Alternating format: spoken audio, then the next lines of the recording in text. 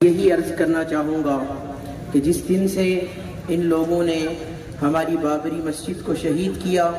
اور پھر اس کی جگہ مندر تعمیر کیا، اس دن سے ہمارے اندر جو آگ ہے اسے کوئی محسوس نہیں کر سکتا، اور میں اللہ کے اوپر بھروسہ کرتے ہوئے اپنے رب کی قدرت کو جو ہم نے افغانستان اور غزہ میں اپنی کھلی آنکھوں سے دیکھا، اس پہ بھروسہ کرتے ہوئے میں یہ کہنا چاہوں گا کہ انشاءاللہ تعالی وہ وقت اب دور نہیں ہے کہ جب اس خونی لکیر کو کھرچ کھرچ کے ختم کر دیا جائے گا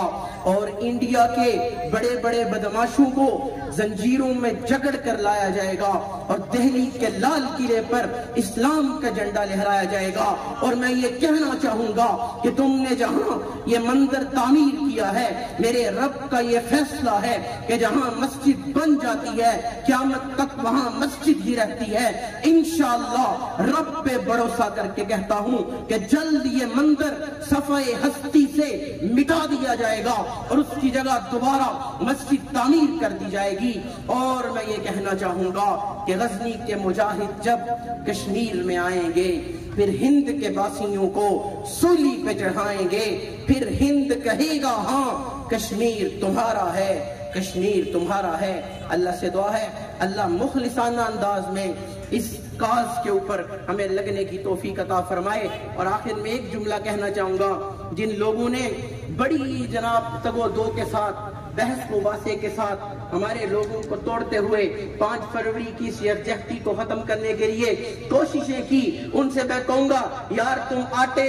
اور تم بجلی کے بلوں کا احتجاج کرو، ہم یار تمہارے ساتھ ہو کے کر لیں گے، لیکن جب کشمیر کی بات آتی ہے پھر تمہیں کیا ہو جاتا ہے؟ کیوں تمہاری آواز زبان تمہاری کیوں ہندوستان کے خلاف بلند نہیں ہوتی؟ اور ہمیں تمہاری زبانوں سے یہ کیوں سننے کو ملتا ہے کہ ہم پاکستان کے ساتھ تو نہیں ملیں گے لیکن انڈیا کے ساتھ مل جائیں گے؟ ہم کبھی بھی اس ظالم و جابر و سفاک کو ایک لمحے کے لیے برداشت نہیں کر سکتے، ان کے ساتھ ملنا تو دور کی بات ہے۔ اس لیے میں کہوں گا کشمیر کی آزادی تک،